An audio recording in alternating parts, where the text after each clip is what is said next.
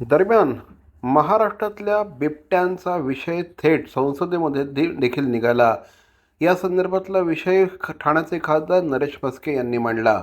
महाराष्ट्रातील प्रत्येक जिल्ह्यामध्ये बिबट्यांनी ग्रामीण भागांबरोबरच शहरी भागातही धुमाकूळ घातला आहे. बिबट्याच्या हल्ल्यात अनेक सर्वसामान्यांना हकनाक प्राणाला मुकावे लागले असून काही जण जखमी झाले आहेत. भारतातील वन्यजीव संरक्षण अधिनियम 1972च्या कायद्यामुळे बिबट्यांविरोधात वन विभागाला ठोस पावलं उचलता येत नसून या कायद्यात सुधारणा करून सूची 1 मधून बिबट्याला वगळण्यात यावं अशी आग्रही मागणी खासदार नरेश म्हस्के यांनी संसदेत केली आहे. खासदार नरेश म्हस्के यांनी संसदेत या संदर्भात विषय उपस्थित केला. महाराष्ट्रातील नाशिक, बीड, नागपूर, पुणे, पालघर, रायगड आणि अहिल्यानगर जिल्ह्यांमध्ये मानव बिबट्या संघर्षाच्या गंभीर समस्या उद्भवू लागल्या आहेत. याकडे त्यांनी लक्ष वेधलं. बिबटे सध्या मनुष्यवस्तीत येऊन हल्ले करत आहेत. स्त्रिया, लहान मुलांना गळ्यामध्ये काटेरी गोफ घालून फिरावं लागतं आहे. 72च्या भारतीय वन्यजीव संरक्षण अधिनियमाच्या सूची 1 मध्ये बिबट्याचा समावेश आहे. या नियमानुसार बिबट्याला गोळी घालू शकत नाहीत, त्यांना इजा करू शकत नाही. जर असं केलं तर 3 ते 7 वर्षांची जेल आणि दंडाची कडक शिक्षा आहे.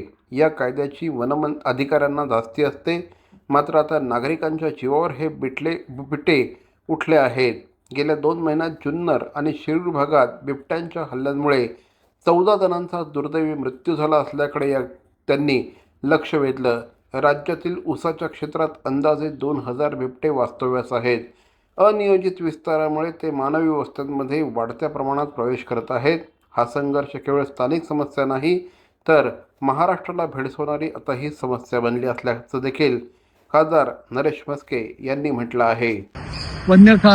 जे काही खात्याचे कर्मचारी असतील, पोलीस असतील, ते थोडे हतबल झालेले आहेत. कारण यामध्ये 7-7 वर्षाच्या शिक्षा आहेत. मला असं वाटतं त्या सूचीमधून बिबळ्या वगळावा आणि मनुष्य प्राण्याला प्रथम महत्व द्यावं.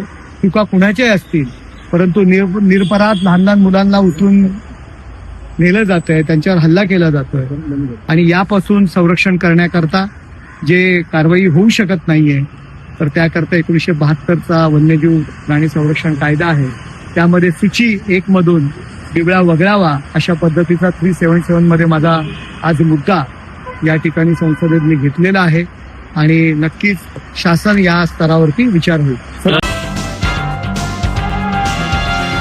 भवानी ज्वेलर्स ठाणे, पारंपरिक आणि आधुनिक दागिन्यांचा अप्रतिम संगम. प्रत्येक स्त्रीची पहिली पसंती भवानी ज्वेलर्स ठाणे. नक्की भेट द्या.